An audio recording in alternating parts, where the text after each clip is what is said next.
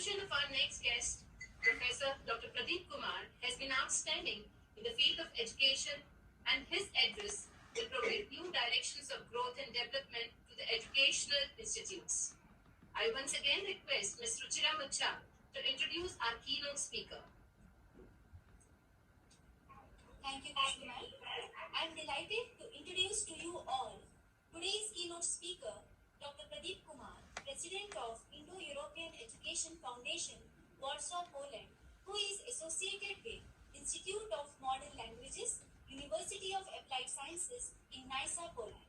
He is an external expert for Polish National Agency for Academic Exchange, Government of Poland, and editorial board member of Journal of World Economic Research, Science Publishing Group, New York, USA, and European Documentation Center and Analysis for Management, Romania. He is an initiator of a global platform business risk in changing dynamics of global village and visiting professor in over 25 universities in India, Ukraine, Kosovo, Montenegro, and the European Union, including Poland, Germany, Romania, and Spain. Prior to University of Applied Sciences in Nysa, Poland, he was associated with Lozarski University, Warsaw, Poland, and director of Indo-European Center, director for EMBA online program, and a teaching faculty under Business and International Relations at Uppsala University, Warsaw, Poland, coordinator for Contemporary India Research and Studies and European Union Project at Institute of International Relations, University of Warsaw, Poland. Dr. Pradeep Kumar has published more than 30 articles in various international research journals and edited volumes. Dr. Kumar has received Global Achievers Award 2020-21 for excellence in education in recognition of outstanding professional achievement and contribution in nation building, New Delhi, India, and Best Scholars Award at Uppsala University, Warsaw, Poland. He has initiated academia industry interlinked model of business cooperation from Poland and India. Dr. Kumar is a keen researcher and an academician in the area of international business with practices of international economics, foreign direct investment, and higher education. He leads various research projects and supports business needs in order to fulfill today's requirements of academia and industries. His courses, programs, and lectures are top ranked in Poland, India, Ukraine, Germany, and many other European and non-European countries. Recently, he has contributed a project for Warsaw Stock Exchange dedicated to GPW Growth Project as a consultant and helped many public and private universities in Poland for the survival and enhancement of quality education. I now request you, sir, to please enlighten us with your ocean of knowledge. Please, sir. Thank you so much, ma'am. Thank you so much, ma'am, for such introduction. A very special good morning to all of you from a cold country, Poland. Still, we are under temperature of like 9-10 degree. So very special greetings. As we are living in the globalized world, the COVID-19 has affected people around the globe, regardless of nationality, level of education, income, or gender. But its consequences are not the same for all. It has affected the most vulnerable hardest. The impact of COVID-19 pandemic severely affected the education sector globally and brought a sudden complete shutdown to Indian education system. As we have seen in many developed worlds, where technologies are used as most comprehensive instrument in civil societies and as effective tools for gaining knowledge, it was easier to shift traditional learning systems into digital learning platforms.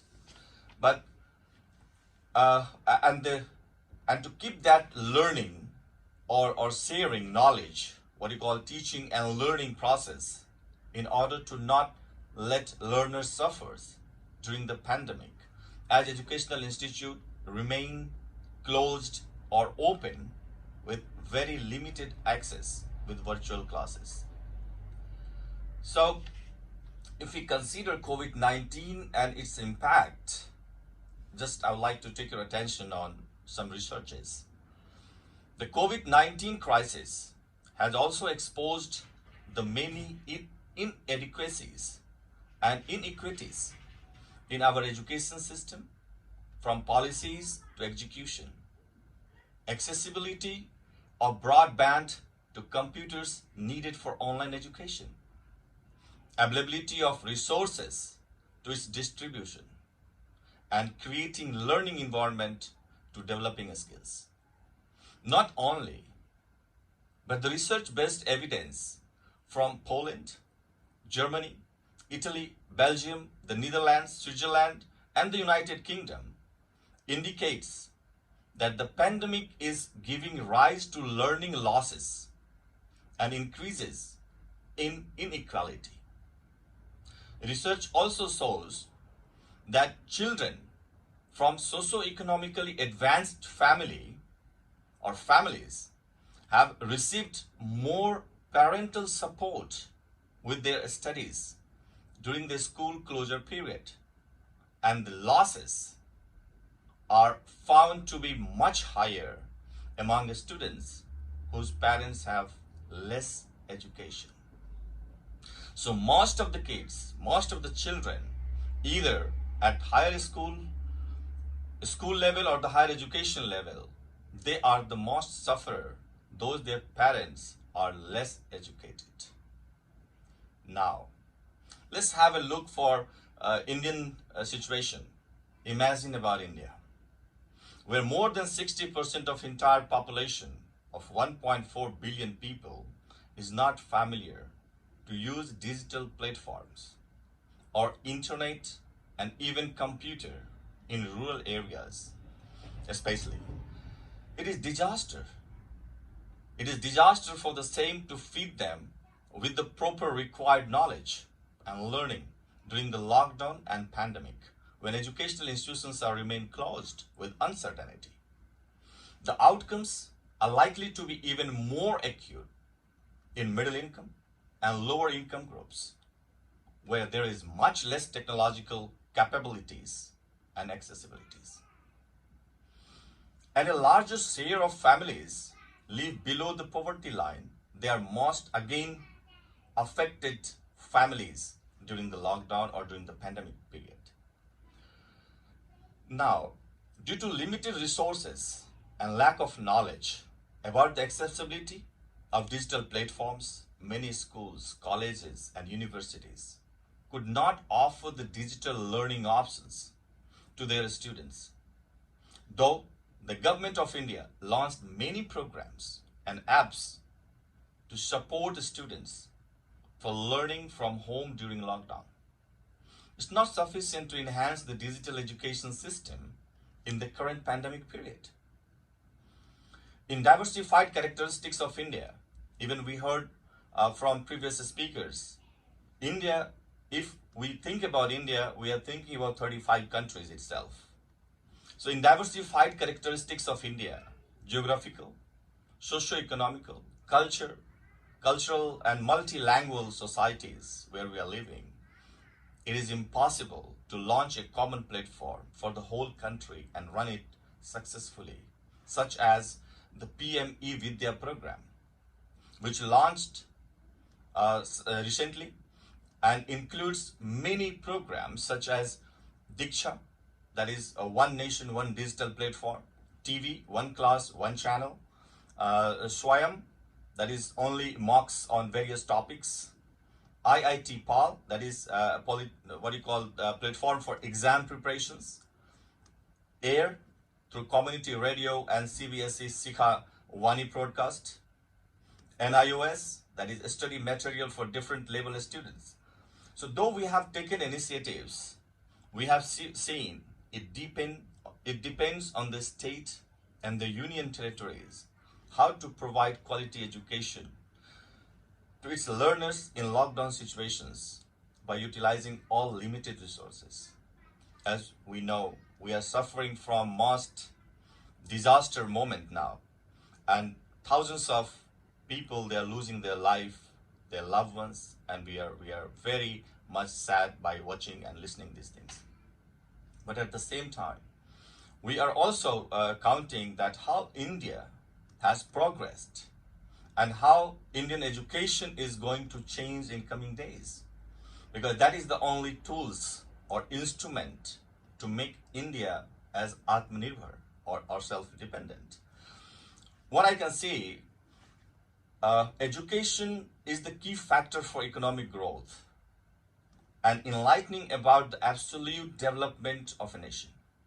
India moved from a nation with 12% literacy in 1947 to 74% literacy rate as per the 2011 census.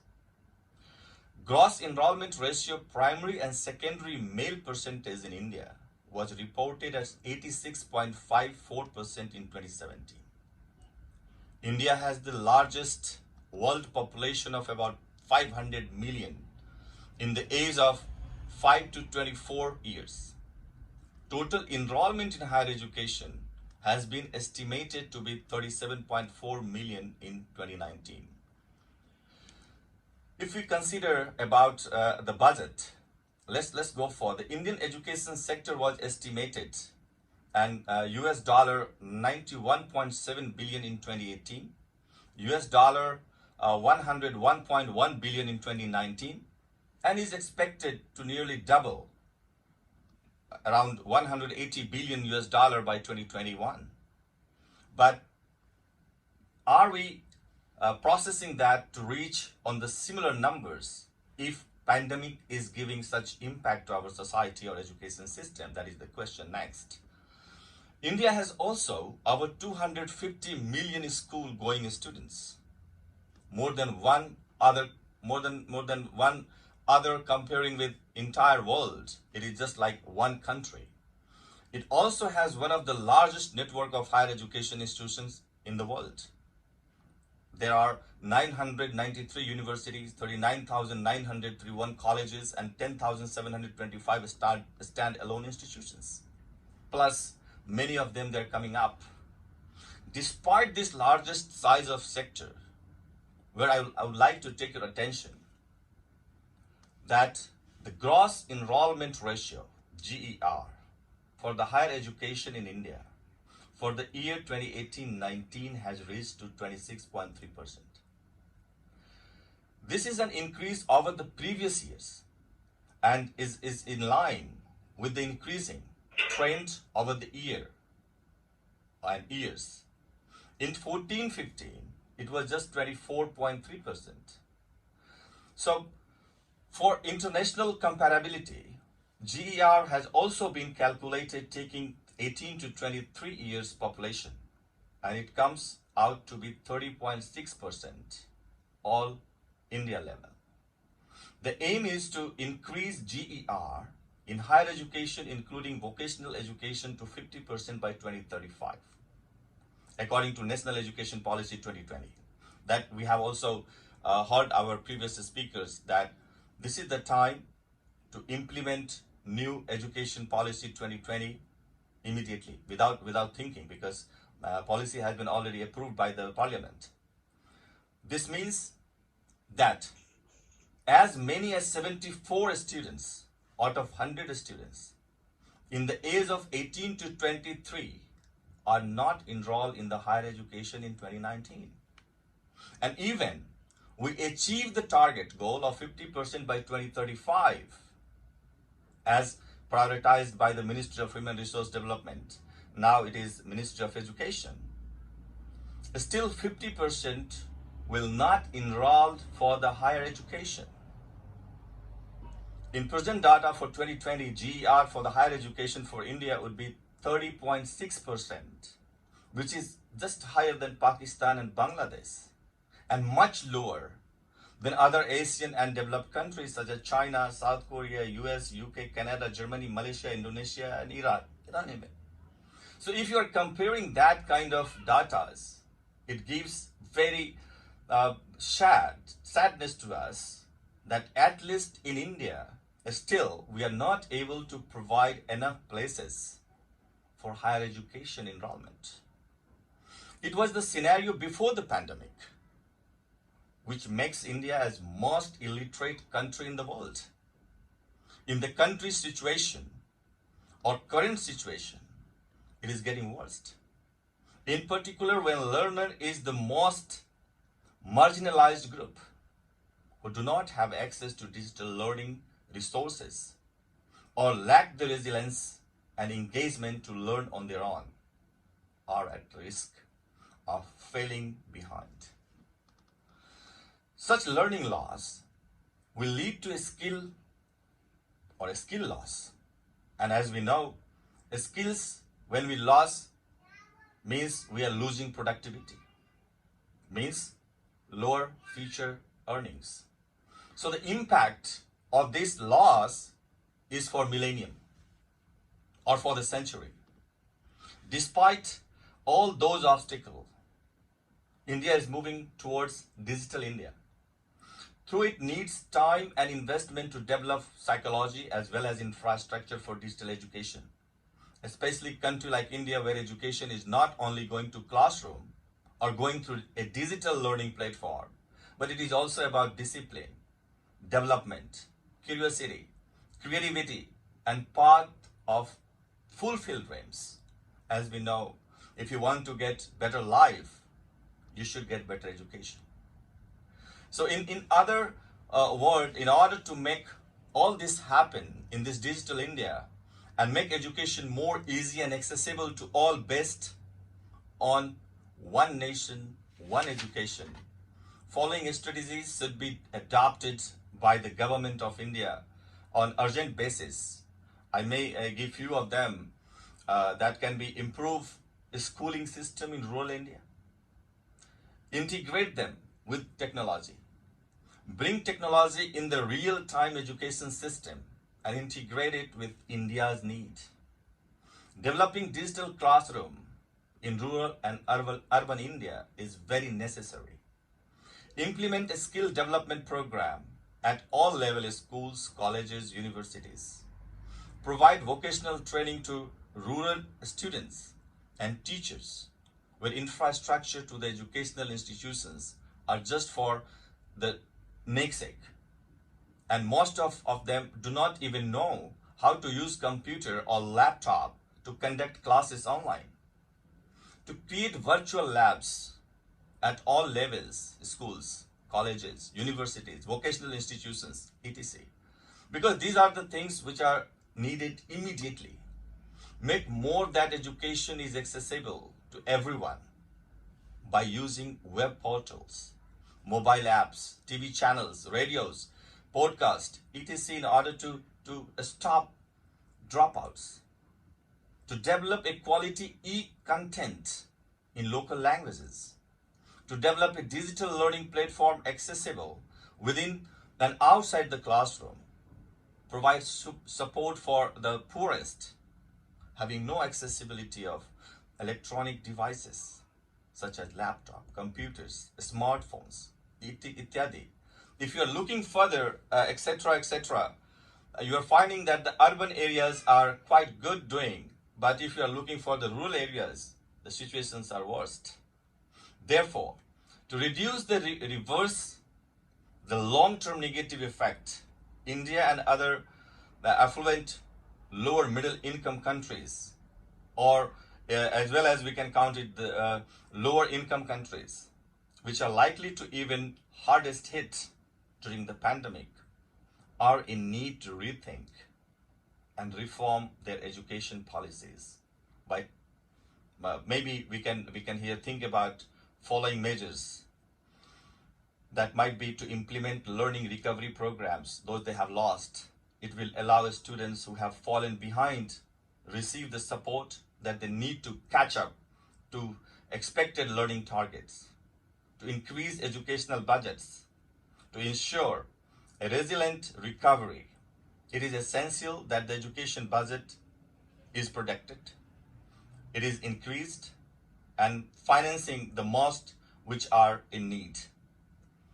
To help the most vulnerable students, government should prioritize by directing much of the funding and resources to support schools, delivering remote instructions, particularly if those schools are serving high poverty and high minority populations, to provide incentives and scholarships to encourage students to remain in school. Incentives such as scholarships may need to be implemented for encouragement for the students to enroll in the higher education, to prepare for further, getting shocks, as we have discussed earlier, that pandemic COVID-19 is getting over, but then other pandemics are just knocking the door. So how we are going to get ready for it? So building back better system. We would not only recover from the pandemic, but we use the experience to become better prepared for a future crisis. To support the aim, countries need to build their capacity to improve blended models of education in the future. The schools and colleges should be better prepared to switch easily between face-to-face and remote learning as needed. And one more I would like to give the last here, the point that India must think how to utilize this pandemic as profitable situation, how it can be turned out that India is getting more benefit when out of 100, 74 students, they are not able to get enrolled in the higher education system due to lack of places and lack of universities. How to integrate them in the system by providing the highest education degrees. What more, Indian government may think to launch a program called or kind of Erasmus Plus program, which has been running since longer in Europe, in the European Union, which will allow institutes to be attractive. The students can have mobility between the universities, and the different professors, different lecturers, they can deliver classes virtually or physically. So that will also allow students to be more motivated and integrated in the demand of international requirements. So these are the facts what we supposed to consider, and integrated programs can help to entire world, even because now in Europe, probably most of you are known for that Erasmus Plus mobility program has been changed. Before, the mobility for a teacher to the other university was just to visit there physically, deliver lectures, and done. Now we have to conduct virtual classes as well as physical classes. So both are compulsory to conduct. So this is the new mode which is coming up. And I think these are the points we should consider, that pandemic will be over, and our knowledge are not going to be over. The learning process are not going to be over, and it is going to be improved. So thank you so much for the invitation and giving me such opportunities to present my point of view. Thank you so much. Thank you so much, sir. Thank you so much for throwing light on the concern regarding the challenges faced by the school students and their parents. I also thank you for sharing the ways for improving the quality of education in school and higher education institutes, and for suggesting measures to deal with such challenges and reform the education in India. Thank you so much, sir.